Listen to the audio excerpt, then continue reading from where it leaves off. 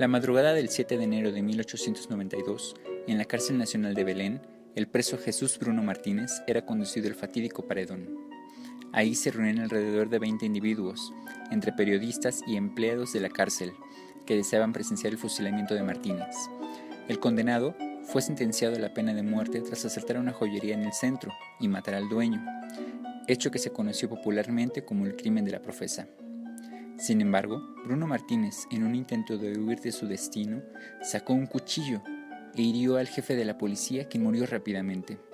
El reo intentaba huir mientras lanzaba cuchilladas a diestra y siniestra. Su esfuerzo fue en vano, pues se le acorraló y ajustició en el instante. Segundos después, el doctor Ignacio Fernández Ortigosa recogía la cabeza y el cuerpo de Martínez para realizar la autopsia y los exámenes correspondientes. Exámenes que no solo determinarían la causa de su muerte, sino que ayudarían a esclarecer los motivos por los cuales Martínez había llegado a ser un criminal. Durante el porfiriato, este modo de proceder con el cuerpo no era algo aislado, sino que resultaba ser algo común para médicos y abogados que se ocupaban de establecer quién era el criminal y las razones por las cuales había llegado a transgredir el orden. 3 años hace que con tenacidad persigo la idea de hacer adaptables a las condiciones sociales y administrativas de México los procedimientos de identificación científica de los reos que con tan maravillosos resultados se usan en Francia y otros países.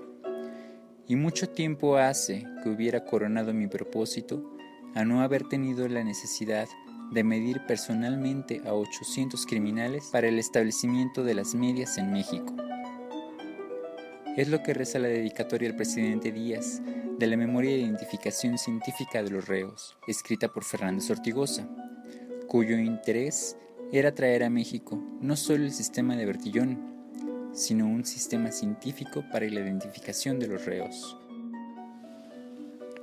La memoria llegó a manos del presidente Porfirio Díaz, quien aprobó la solicitud del médico Ortigosa, como también lo hizo el Ayuntamiento de la Ciudad de México el 17 de octubre de ese año, por conducto de la Secretaría de Justicia e Instrucción Pública.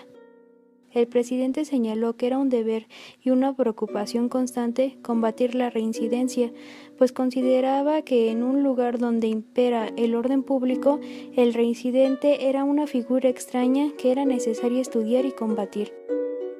Para que las órdenes del presidente se concretaran, por el mismo conducto se ordenó que se reformara la fracción tercera del artículo 93 del reglamento de la cárcel del 26 de octubre de 1880 en los siguientes términos.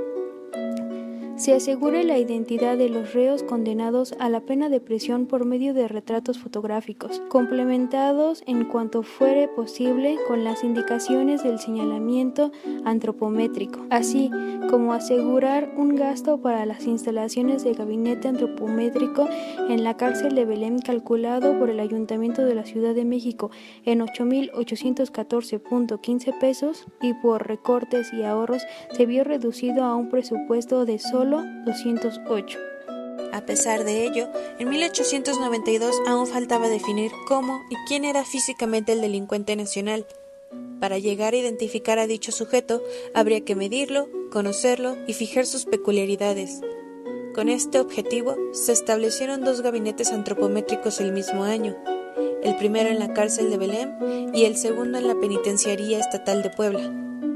Con ello se buscaba combatir los datos de apreciación subjetiva de la media filiación y la descripción de los caracteres físicos con el método antropométrico, que incorporaría circunferencias y diámetros cefálicos, estatura, braza, detalles en las orejas, pie y codo, pues se consideraba invariable y preciso a partir de los 20 años, mientras que para la fotografía los requerimientos serían estandarizados. Los retratos se tomarían a la misma hora del día, con la misma distancia focal y en posiciones que permitan apreciar tanto la cabeza como las orejas. Sin embargo, no solo en la cárcel de Belém en la Ciudad de México se intentaba consolidar la cientificidad del método,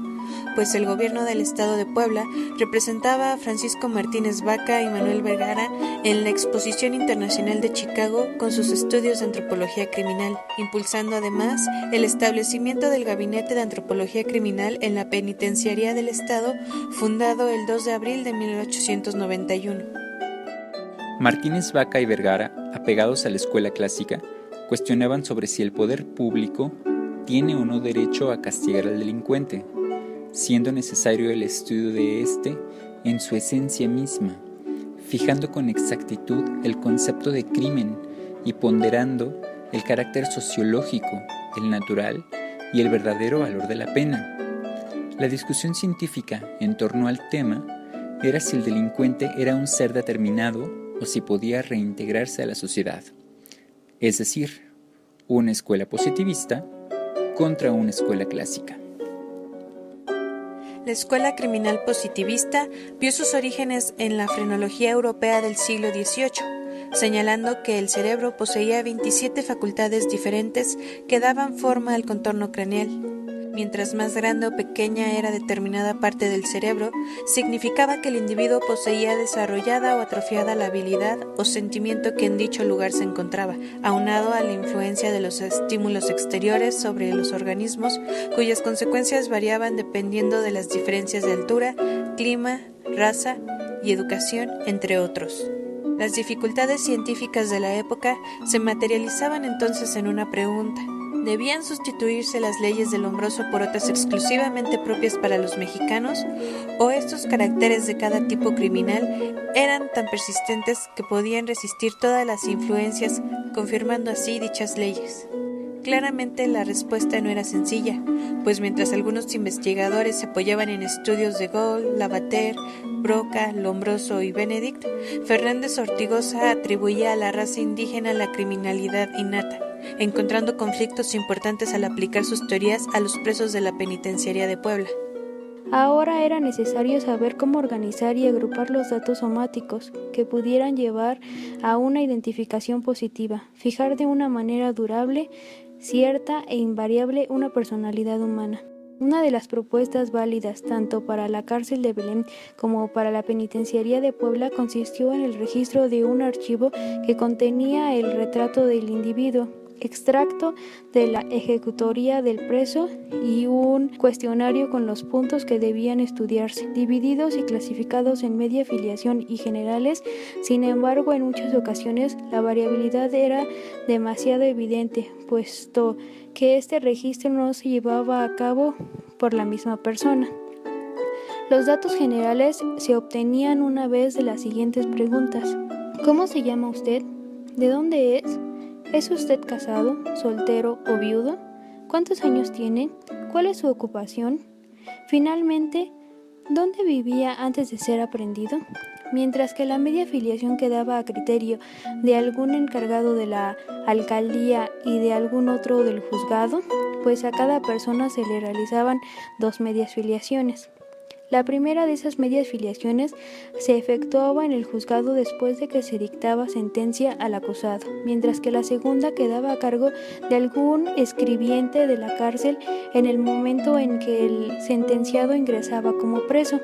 Y resultaba que no fuese raro que ambas medias filiaciones de un mismo preso no se parecían entre sí. En ellas los empleados debían calificar si el individuo era alto, bajo o regular, si tenía pelo y cejas negros, castaños, canos o entrecanos, si su frente era regular, grande o chica, si sus ojos eran claros, negros o pardos, su nariz regular, chata o aguileña, si su boca era grande, regular o chica, su barba negra, castaña, cana o entrecana, escasa o poblada, y finalmente se debía anotar las particularidades del preso, es decir, todas las marcas que ellos alcanzaban a distinguir, fueran lunares, cicatrices, etc. De esta manera, los generales daban fe del nombre, número de celda, edad, estado, oficio, raza, religión, origen, residencia, altitud, clima, topografía y si el preso era o no reincidente, mientras que un apartado biográfico complementaba la información con los antecedentes de los padres, hermanos y parientes inmediatos, además de los propios de cada individuo desde la niñez,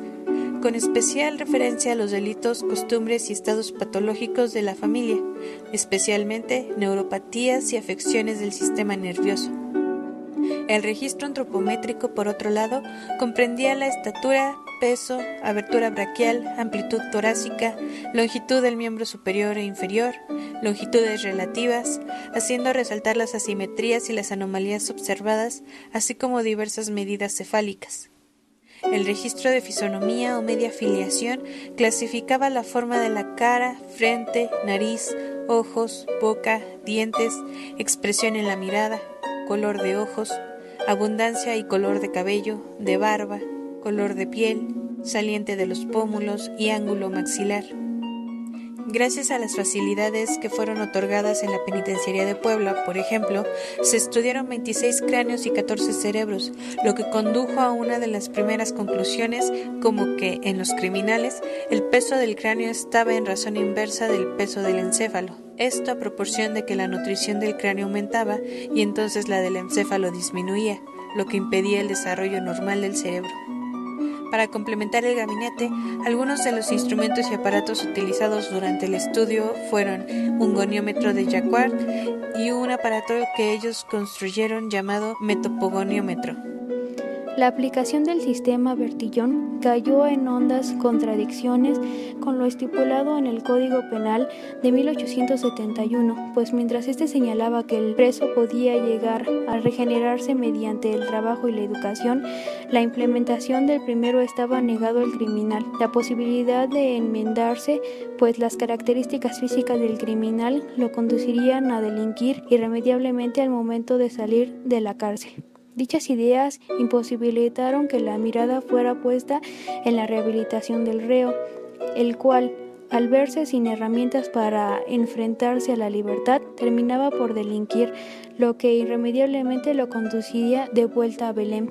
Por otra parte, hay que señalar que la identificación del criminal no solo ayudó a crear la identidad de seguridad en las personas, sino que ésta, principalmente, permitió construir la imagen del otro, en el que los positivistas veían al criminal.